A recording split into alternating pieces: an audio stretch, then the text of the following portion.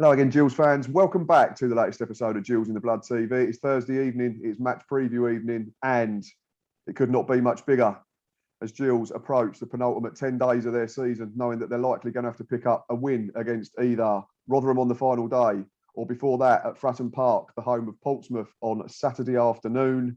I'm pleased to say that I'm sure you will recognise him instantly if you follow YouTube, if you follow Twitter or Instagram. It is Tom from the very highly esteemed Fournilwrittenalloverit, a brilliant YouTube channel for all Portsmouth fans. I will leave the details in the description at the end of the video if you can go and check them out and drop them a sub. Some really good content on there from Tom and Andrew and all the crew. Tom, appreciate you coming on. First of all, how you doing? You all good? Oh, that's one of the best introductions I've ever had, Matt. Thanks very much. Yeah, no problem at all. We do make the effort. Good. Yeah, like I said, it's a channel that I watch. I was on.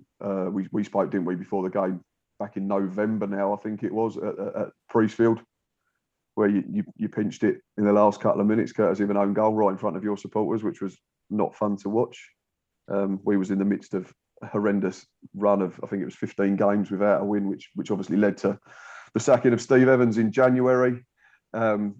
Since then, we've picked up markedly with Neil Harris in charge. Firstly, an appointment that I certainly didn't see coming as a Gills fan, and I'm sure fans of other clubs didn't see it coming as well. We were resigned to our fate. I think we'd been linked to two National League managers previously, but the old saying, it's the hope that kills you, and we approach the final 180 minutes of the season still just above the line, but we all know as Gills fans that Fleetwood do have a game in hand. But obviously more pressing is Gills and Portsmouth. Last six in the league for both sides is pretty similar. Portsmouth have 2 wins, 3 draws and a single defeat. I've had a look from their previous 6 games. That's 9 points from the last 18 available for Danny Cowley's men. Gills, single win, but only a single defeat. So there's 4 draws in there as well. So it's 7 points from 18 for the Gills. Breaking it down further, Portsmouth really strong at Fratton Park over the last half dozen. 4 wins, 2 draws, 14 points from 18. Gills decent on the road though under Neil Harris. It's 3 wins, 2 losses and a single draw, so 10 points. So Gills decent away from their own patch at the moment. Has all the makings of a good game, Tom. Yeah, it does. I think just you've put the numbers out to us, but it's actually Danny Cowley's best run at Fratton Park as Pompey manager right now that he's enjoying. So I don't know whether that's something that might be worth bearing in mind before the trip. Yeah, I'm looking forward to it. There's not an awful lot from a Pompey point of view, but there's absolutely everything from a Gillingham point of view to play for. So I'm really interested to see how it goes. I think it's an opportunity for us to kind of, I don't know, show the Pompey fans what they've got to look forward to for next season. Maybe even get a few of the youngsters out and about, kicking the ball around. But we know that we're going to be under siege from you boys because you need 1 point, you need 3 points, you need as much as you can possibly get from the game. So yeah, I'm excited. It'll be our last game at Fratton Park on a Saturday of the season at home. We've got Wigan on Tuesday night. He's frozen. You're frozen, Tom.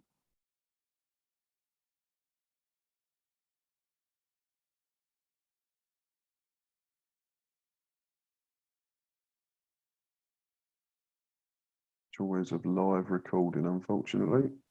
Oh no, hello, I heard you then. Oh, you're back. You're back. Sorry, you right. Froze, so I'm not sure how much we got. How much did you hear me until I froze? Excited about it, and then you went to say you've got a Tuesday night game. Right, okay. I'll carry on. Tuesday night we've got yeah, I'll tell you what, I'll make it easy for you to cut and then I'll just say.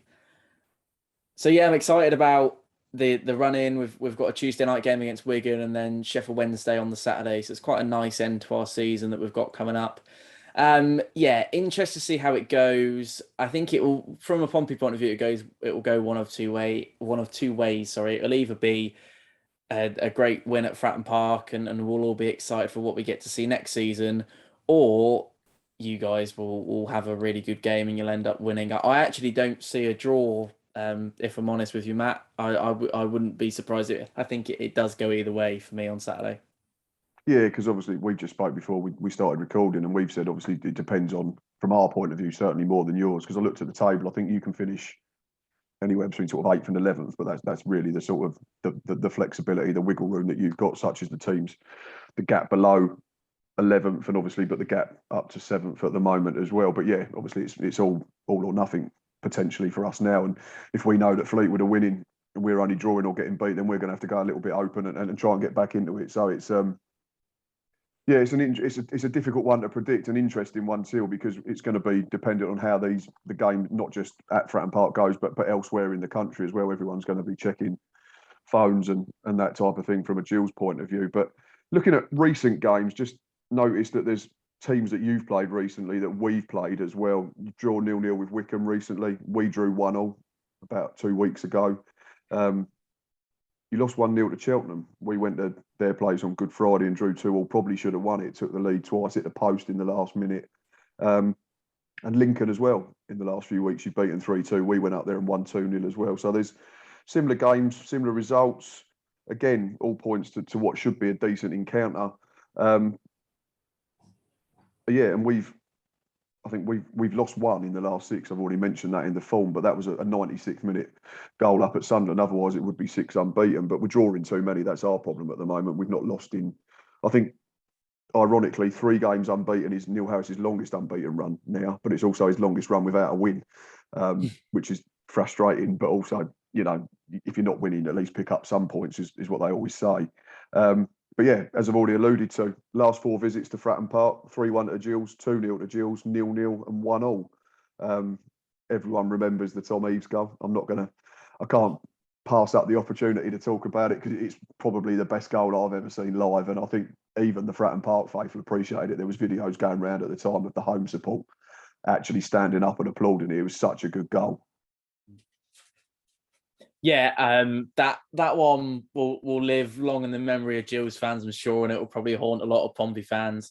Yes, I do remember it. I was there, and I think you said to me that you bumped into me afterwards, or you spotted, or we passed each other on the way out. I think so. You was interviewing people before we walked in, yeah. Yeah. So and little did we know that we were in for that kind of screamer from Tom Eaves, but yeah. So yeah, I do remember it. Yes, and I was just gonna add as well, Matt, that I seem to notice from an outside point of view, since the appointment of Neil Harris, you've stopped losing games 4 or 5-0. I remember there was an Ipswich result, wasn't there, that was quite catastrophic. That was Steve Evans' last game. That was the game that got him sacked. Yeah. Right. So I suppose that kind of says it all, doesn't it? So I just thought I'd question you on that one. I know it's your preview, but I thought it'd be interesting to ask you.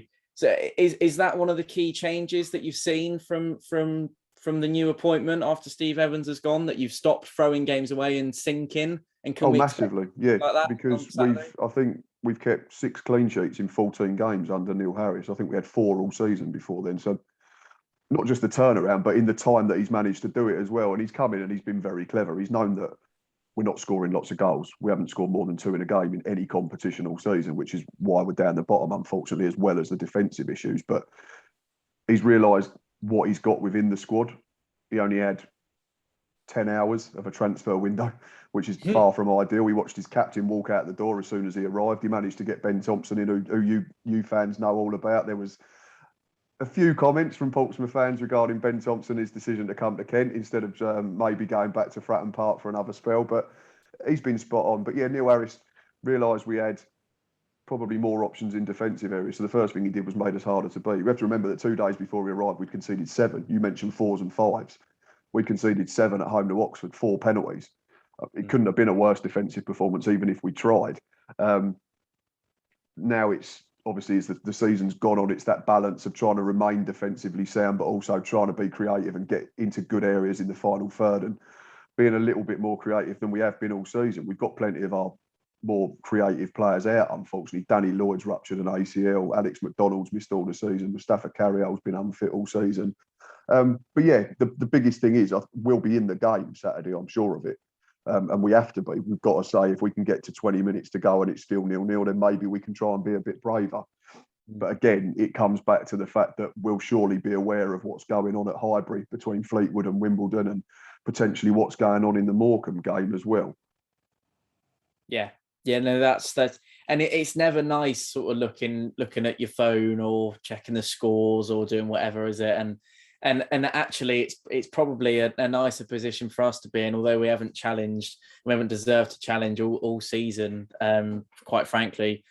in terms of moving up a league, but we're now sat there, and it's, as of the Morecambe result that we had on Saturday, it's now mathematically impossible for us to get anything out of the season in terms of playoffs or whatever. So we're in quite a nice position where we know what we're getting next season. Whereas compared to you boys, you're in quite a precarious situation, aren't you? You don't know which league you're going to be in quite yet. Oh yeah, I'd give anything now to be sat 12th, 13th with nothing to play for. I really would. Exactly. And people say it's exciting, but it's exciting for the wrong reasons, because ultimately you're dropping down into League Two, and that's a different league altogether compared to League One. But like I say, we've got 180 minutes to save ourselves.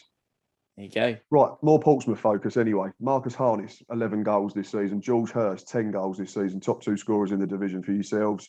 Obviously, John Marquis, who we had on loan a few seasons ago, was moved on, which I found very surprising. I thought Kenny Jackett probably used him incorrectly from an outsider's perspective, but you can probably tell me more. Obviously, got other threats, Ronan Curtis as well, not scored so many goals this season, but we're going to have to be at it defensively, I'd imagine, to sort of quell the threats that both Harness and Hurst are going to pose. And they're very different threats, aren't they? They are. Hurst is incredible I'd use the word incredible. I know that's quite a big word to use for a League One player who's having a so-called average season. But from what we've, from what I've seen and from what he's done over, particularly the last couple of weeks, actually, he's really kind of grown in because he had a really rough start, George Hurst. He didn't quite find his scoring boots until a few games in, and Danny was kind of utilising him from 75, 80 minutes. And we all know that you can never, unless you're absolutely unbelievable, you can never really get a proper foothold, especially as a striker in a game. Mm-hmm. Luckily, George managed to get some starts, and Danny gave him those starts. And yeah, he's been immense. And he does, you're quite right, you're spot on with what you say in terms of how different him and Harness are. Hursty will hold the ball up, turn, run with it, use his pace. It's incredibly pacey, noticeably pacey. Actually, you'll see him making a few runs on Saturday, and you'll think, crikey, yeah, Tom was right. He did. He is quite pacey. Harness for me, and it's the same with Curtis, and I've said it quite a lot. You only get Harness being unplayable once a month, maybe twice a month in terms of playing games of football. There will be the game, and I don't know whether it was probably Rotherham was his monthly unplayable game, Harness, and probably Curtis to a degree. And I think that's why they've stayed with us in League One for as long as they have. And everyone looking in thinks, oh yeah, they're really talented players, and they'll look at their stats and look at the way they play and what they do for the team, etc. But actually, they do have really rubbish games, and no one's immune from that. But I'm just saying it gets, fingers crossed. It's absolutely. I don't think Hurst will have a rubbish game, though. I haven't seen George Hurst have a bad game for Pompey for a long time. It's probably since the turn of Christmas, and he's been really good, and he's actually been really unlucky not to score more than what he has got in a minute. I'm pleased he's in double figures, albeit at the lower echelons of the double figures. You can't really use double figures when it's as little as he has, but considering he was out of favour, and as you mentioned, Marquis was occupying his spot. From an insider looking in rather than an outsider looking in, I'm not surprised at all. Kenny Jackett, you're quite right again with what you say, didn't use him to his full potential. Danny Cowley didn't fancy him either. And then in the end, that's an easy decision for him.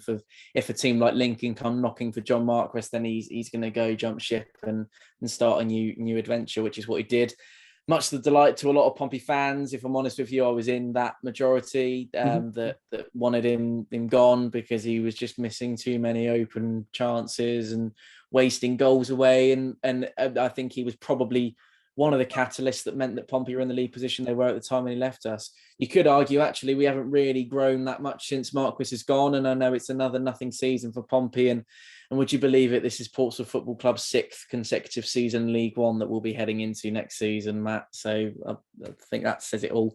Just one other player that I would mention that's really sort of key to us at the minute, and Pompey fans are really sad about this because he's definitely not going to be here the other side of the summer, but that's Gavin Bazunu, our goalkeeper. You've read my notes. I think you've read my notes. Have I? There you go. Sorry. I've written down Gavin Bazunu, if not one of the best in the division. Yes, I'd say, he is, which is, he's been man of the match numerous occasions for us this season, which you never like to give your goalkeeper man of the match, really. You want it to give it to an attacking player who scored a hat-trick, don't you? But there's been games I remember against I think it was against Bolton maybe Bolton at home. I remember definitely Lincoln. He was man of the match the other week, and that 3-2 win that we had. So yeah, Gavin Bazunu pulls off miraculous saves week in, week out. I don't know how he's ended up with us this season. I don't know what he was doing at Rochdale last season either.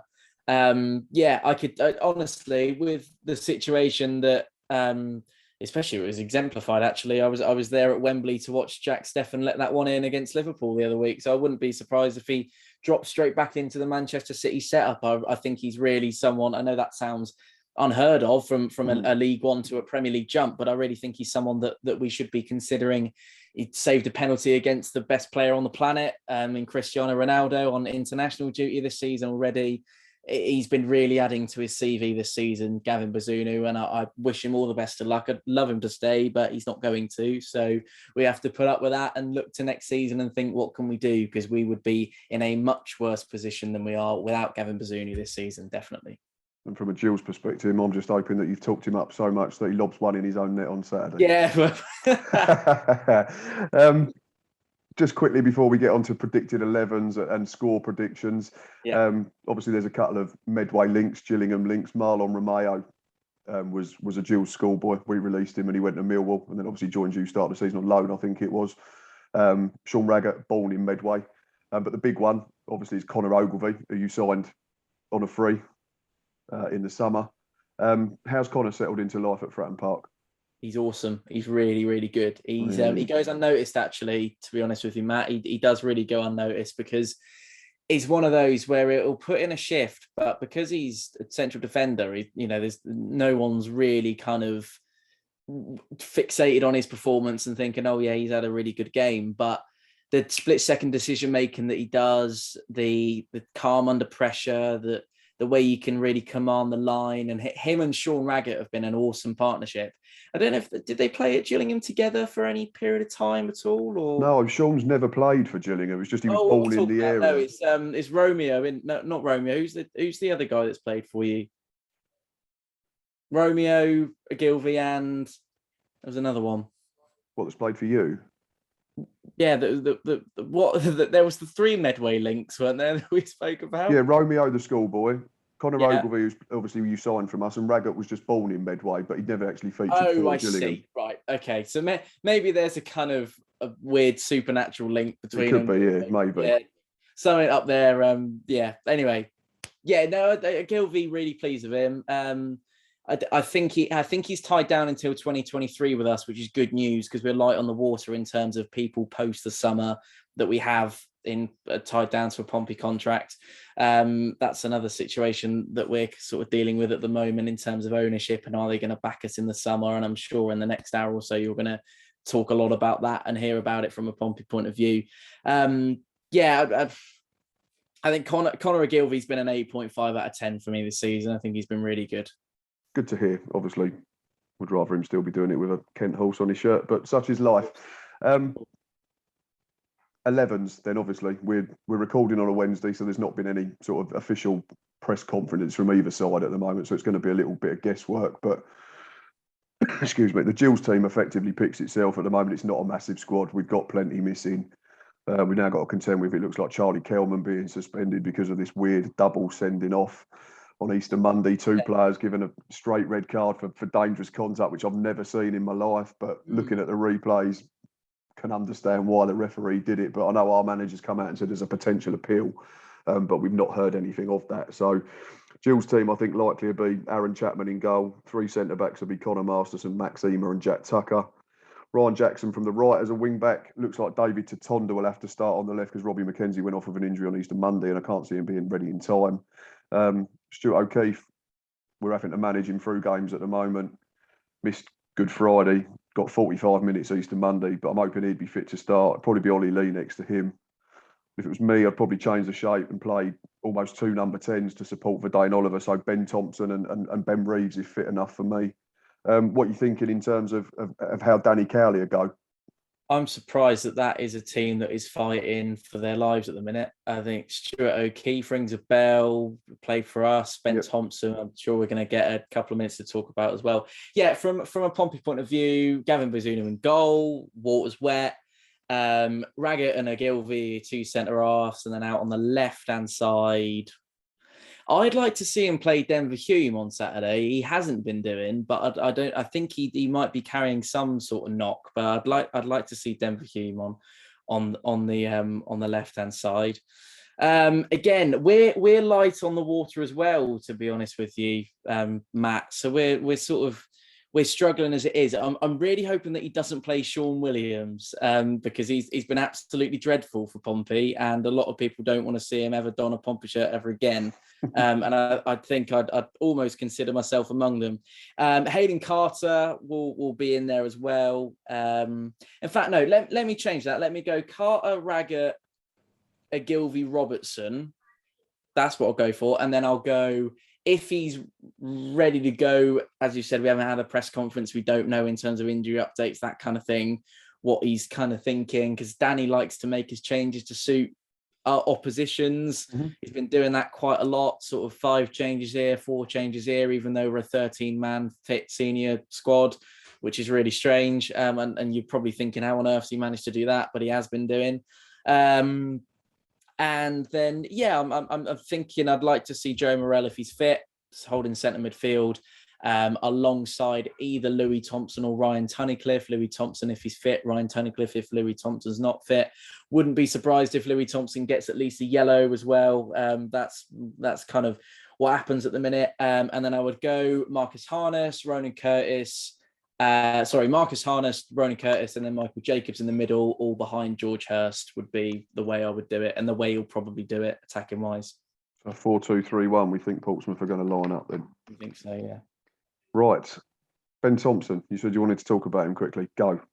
Yeah, I know you're going to have to push Q back a little bit because we've overrun, haven't we? But Ben Thompson was awesome for us. So I was really sad to see him go at the end of his contract with us.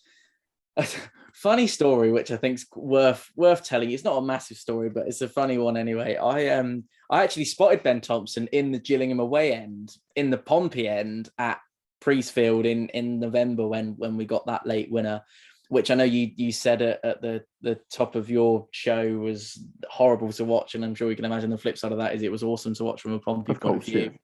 Last minute, all that kind of thing. We didn't deserve anything out of that game, and you'll know that as well as I did at the time. And it had to fall to one of your. It was a dangerous ball, wasn't it? But it wasn't going anywhere from a Pompey point of view. You just stuck it in your own net. One of those things. But Ben Thompson, I asked him for a picture. I was like, "Oh, what are you doing here at a Pompey game?" You know, sort of thinking about, because obviously we're building up to January at that point because it was a November game. He's like, "Oh yeah, I'm just here with my father-in-law who's a Gills fan," or whatever he said, or something like that. Made a reason for why it was there. I thought, "Oh right, okay." And then I started thinking, "Oh, maybe Ben Thompson's on the way back." And then January transfer window rolls around and he signs for you, and I'm like, "Oh well, there you go." So that was a funny one, but yeah, he would. We're one of those Twitter quirks for Pompey where everyone wanted Ben Thompson back so desperately. And I think you mentioned it actually a minute ago, how so many people were like, "Oh yeah, Ben Thompson, sign Ben Thompson." So every time the football club posted anything on any social media, it was sign Ben Thompson. So just a barrage of just comments about that. Obviously not an awful lot of basis to what they're saying. And it was a good player for us. Whether he'd fit into Danny's plans or not is another story for Pompey fans. They want to see Ben Thompson back. Of course they do. Yeah. How's he been? All right. You said he's been spot on, I think this is where he's been very good. I mean, we've got to bear in mind that he'd not played a first team game since September when he arrived. I mean, he joined transfer deadline day, missed the first game that Neil Harris took charge of because he's not registered. Made his debut at Ipswich, got kicked off the park. Straight away, though, you could tell, low centre of gravity, really good feet, strong as an ox, and for a bloke who's not that big as well, and also got a decent leap on him. He's got better and better. He's got up to speed in terms of match fitness. I think he scored a goal, a couple of assists. Work rate's really, really good. I know a few Millwall fans that saying like what the Pompey fans were doing, thinking he was coming back, like it was all over social media, was he can keep you up on his own if you can get him fit and firing. And obviously you sort of take it with a pinch of salt that one player, 11 players in a team, that type of thing. But he's been really, really good. I know it's only a contract till the end of the season, hoping and praying that we can find a point, 3 points from the last two to give us a better chance of keeping him next season. Obviously, he's plays for Neil Harris. He knows him from his Millwall days, so that gives us an immediate advantage. Yeah. But whether he's willing to drop into the basement division would be an entirely different question. So obviously, it all hinges on the last two fixtures for me in terms of whether we can keep him longer term. But yeah, been really, really good. Really impressed. Awesome. Good stuff. Right, final question before I let you go and enjoy your evening, and I go and join Hugh. The dreaded score prediction. I've written mine down, so I'll let you go first. I want to do a head and heart like we did at your place. I want to go head says 1-1. Heart, I'll go Fournilwrittenalloverit Pompey. There you go. You have to say that. There's a title with that somewhere that you have to go along with. I don't know if you can see that. What's he gone for? 1-1. Yeah, I think probably, yeah. I'm just hoping, like you said, you might play a few of the kids. There might be a couple of first teamers that don't play. There might be a couple that now are subconsciously on the beach. We know it's a phrase that gets used. Whether there's a lot of truth in it, who knows? But we're going to have to play well. We know that. Pompey have got better players than us. You've got more resources than us. There's no point dressing it up any other way. But I'm hoping that the fact that we're scrapping for our lives and there's a lot more riding on it for us compared to yourselves will give us a chance. But again, I can't get away from the fact that we're going to have to be aware of what's going on elsewhere, which could determine how we have to play the game. But yeah, I'm going to go for 1-1 and then hope and pray that Wimbledon and Fleetwood, either Wimbledon win or it's a draw and it keeps us above the dreaded line with a couple left to play for Fleetwood and just the one for us. Awesome. Thanks for having me on, Matt. Really nice to talk to you. See you Superb, Saturday. Tom. Really appreciate that. Yeah, hopefully meet up. So I'll keep you up to date with how the coach is getting on and any traffic updates and stuff like that. But like I say, Gills fans and Portsmouth fans as well, you all know Tom and his work. Just leave the details in the description. So make sure you do go and subscribe. Him and Andrew and the crew do a really good job with their channel. Always a good fun watch. Yes, she'll be back Saturday with a match day live with any poor unsuspecting soul that sits next to me at Fratton Park, because Boz and Stocky are not coming along with me. Do come and say hello. Comment down below. Let us know your score predictions from a Gills perspective, from a Portsmouth perspective. Whether you're a Pompey fan, let us know what you think your lineup should be. Gills fans, come and find us on Facebook, Twitter and Instagram. Like I say, back Saturday for a match day live. But until then, up the Gills.